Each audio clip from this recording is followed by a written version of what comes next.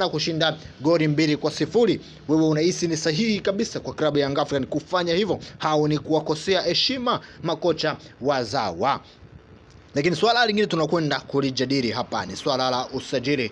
Baada ya bwana mkubwa Munondo Mwamnyeto kuwa kwenye kiwango bora kabisa, kocha mpya wa Young Africans amezuia moja kwa moja usajili wa mchezaji mwingine ambaye anakuja kuchukua nafasi ya Mwamnyeto. Si kwamba ataki mchezaji mwingine, lakini amemwambia ni lazima wapate quality player mwenye uwezo mkubwa, na ndio maana akazuia usajili wa mchezaji wa ndani, beki wa katikati, na amewaambia kabisa hii si swala la kusubiri. Amemtaka Alassane Lei kutoka pale ASEC Mimosa ndo aje aongeze changamoto kwenye eneo la ukabaji, eneo la mabeki wa katikati, na kawaambia Mwamnyeto yupo hapa na ataendelea kuwepo mpaka msimu unaokuja. Hau kocha huyu tumpe siku ngapi kutambua kwamba Mwamnyeto amekuwa ni kati ya watu ambao wanaiungusha klabu ya Young Africans kwenye baadhi ya maeneo, lakini tunajua hiyo sio swala ambalo linaweza kusababisha tusimpate beki mwingine, kwa sababu kocha anaangalia maoni yake na anaangalia